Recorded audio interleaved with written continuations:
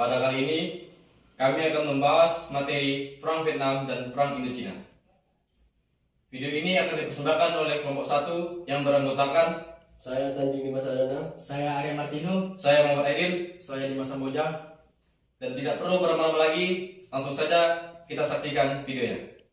Baiklah, di sini saya akan menjelaskan latar belakang terjadinya Perang Vietnam Jilid Pertama. Latar belakang terjadinya Perang Vietnam Jilid Pertama disebabkan karena keinginan Prancis untuk menguasai wilayah kawasan Indochina, di mana kawasan wilayah Indochina yang terdiri atas kawasan Vietnam, Laos, dan Kamboja yang sebelumnya menjadi kawasan koloni yang dikuasai oleh Prancis. Salah satu dampak dari Perang Dunia Kedua adalah merdekanya negara-negara di Asia dan di Afrika. Salah satunya adalah negara Vietnam. Negara Vietnam memproklamasikan kemerdekaannya pada September 1945. Tindakan Prancis ketika berupaya menguasai kembali negara Vietnam supaya kemudian kawasan tersebut, kawasan Vietnam, Laos, dan Kamboja berdiri kembali ke pemerintahan Prancis. Latar belakang inilah yang menyebabkan terjadinya Perang Vietnam Jilid Pertama.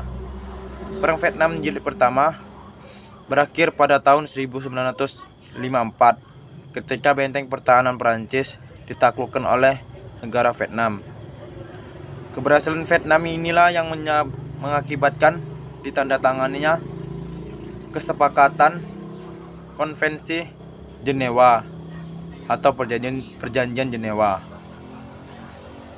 Dalam Konvensi Jenewa tersebut kemudian ada kesepakatan di mana dalam konvensi tersebut Jenewa disebutkan bahwa akan dibentuk garis batas Vietnam Utara dan Vietnam Selatan. Disinilah terbentuknya Vietnam Selatan dan Vietnam Utara. Sekianlah, cuman segitu saja penyampaian latar belakang terjadinya Perang Vietnam Jilid Pertama.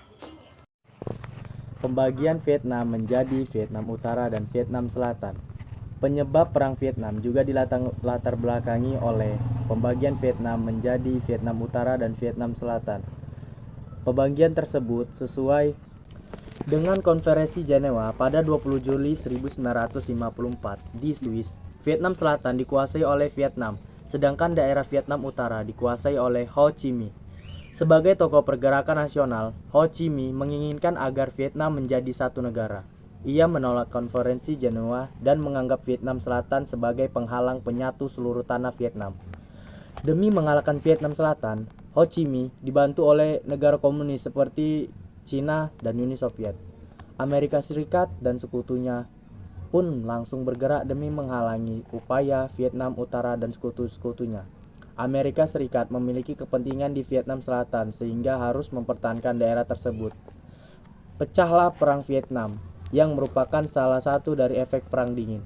Perang Vietnam adalah perang terlama bagi Amerika Serikat di Asia Tenggara. Pihak Amerika Serikat selalu menang dalam berbagai pertempuran. Namun, pada kenyataan, Amerika Serikat kalah dan terpaksa harus meninggalkan Vietnam. Perbedaan ideologi antara Vietnam Utara dan Vietnam Selatan. Seperti yang telah dijelaskan sebelumnya, terdapat perbedaan ideologi antara Vietnam Utara dan Vietnam Selatan.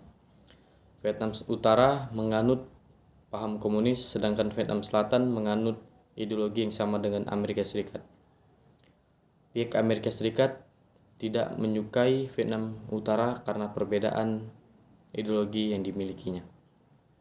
Amerika Serikat bersedia membantu pihak Vietnam Selatan untuk melakukan perlawanan terhadap Vietnam Utara yang berpaham komunis.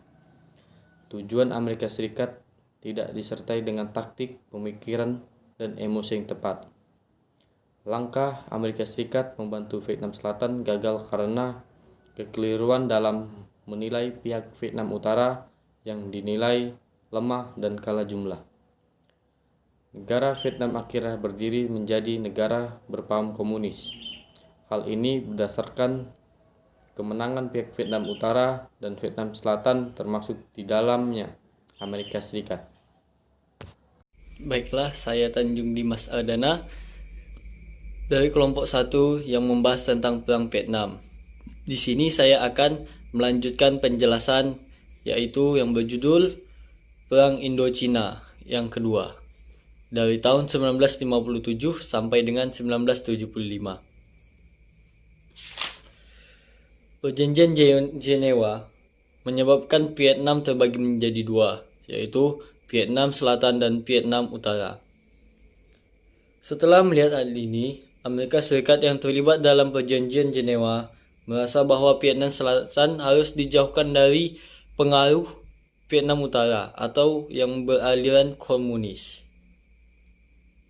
Viet Minh masuknya intervensi Amerika Serikat ke Vietnam Selatan membuat perbedaan di antara kedua wilayah tersebut semakin terlihat jelas.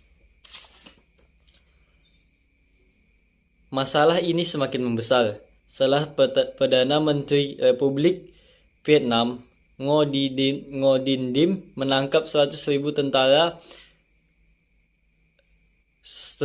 Viet Minh atau Viet Cong yang merupakan Vietnam Utara.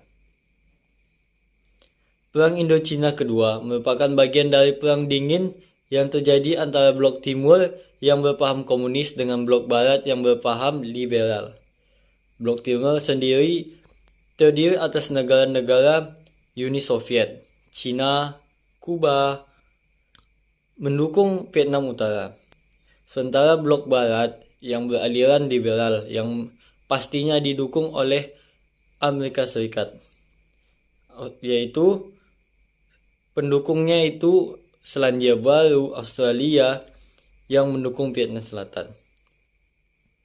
Perang ini ditandai dengan pernyataan Ho Chi Minh untuk berperang melawan Vietnam Utara, mendapatkan dukungan dari Mao Zedong, pemimpin Republik Cina. Yang pastinya yang membantu Vietnam Utara karena dia beraliran komunis. Dengan cara membantu dalam memasok persenjataan, logistik, dan kualitas militer Vietnam Utara. Serangan pertama dilakukan oleh pasukan Viet Minh di Teluk Tonkin dengan menyerang kapal-kapal patroli angkatan laut milik Amerika Serikat, yang pastinya ini berada di tentara Vietnam Selatan, dan Amerika Serikat melakukan penyerangan besar melalui jalur laut dan melakukan penyerangan terhadap kota Da Nang di garis pantai timur yang berada di Laut Cina Selatan. Selain itu, tentara Amerika Serikat menutup jalur rahasia yang berada di hutan dengan cara meracuni dengan senjata racun, yaitu merupakan hutan tempat mata-mata Viet Minh, anggota pasukan Viet Minh, yaitu pasukan Vietnam Utara dalam memata-matai Vietnam Selatan. Serangan umum dilakukan saat Festival Tahun Baru Imlek pada 1968, di mana dilakukan strategi pengalihan yang dilancarkan pada 1967 di kota Dak To. Melakukan pengalihan, tentara Viet Minh melakukan serangan ini di wilayah Vietnam Selatan. Runtuhnya Vietnam Selatan tidak terlepas dari Perang Indochina kedua pada 1957 sampai dengan 1975, di mana Ho Chi Minh yang berkeinginan untuk menyatukan Vietnam. Vietnam Selatan juga tidak terlepas dari intervensi Amerika Serikat yang juga memiliki kepentingan tersendiri pastinya. Amerika Serikat pun memberikan bantuan pada Vietnam Selatan. Perang Indochina kedua yang tidak dapat dihindari menyebabkan banyak korban berjatuhan, sehingga diputuskan untuk melakukan gencatan senjata pada 1970. Perundingan ini dilaksanakan di Paris dan dihadiri oleh pihak Vietnam Utara, Vietnam Selatan, dan Amerika Serikat, yang diawasi oleh Indonesia, Kanada, Hungaria, dan Polandia. Namun, perjanjian ini dilanggar karena Vietnam Utara menyerang Vietnam Selatan Hal ini tentu saja membuat Amerika Serikat marah dan membuat Presiden Richard Nixon yang pada saat itu menjabat sebagai presiden di Amerika Serikat memerintahkan pasukan Amerika Serikat untuk melanjau lalu lintas laut yang menghancurkan aliran komunikasi dan transportasi Vietnam Utara.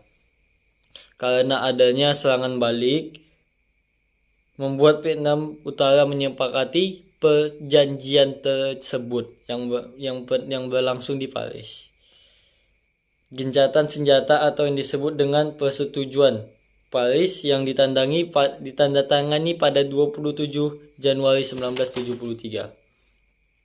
Pada 28 April 1975, Transparhong diganti Dong Van Minh sebagai Presiden Vietnam Selatan. Namun dengan kepemimpinan yang masih baru, wilayahnya yaitu Saigon berlangsung diserang oleh Viet Minh dengan cara meluncurkan pasukan gerilya Viet Cong. Vietnam Selatan dihujani tembakan artileri oleh Viet Cong dengan akhirnya pasukan Viet Cong dapat menduduki wilayah penting, yaitu dapat mengibarkan bendera Vietnam Utara di Istana Kepresidenan Vietnam Selatan pada 30 April 1975. Setelah pengibaran bendera tersebut, hal ini sebagai tanda menyerahnya pemerintah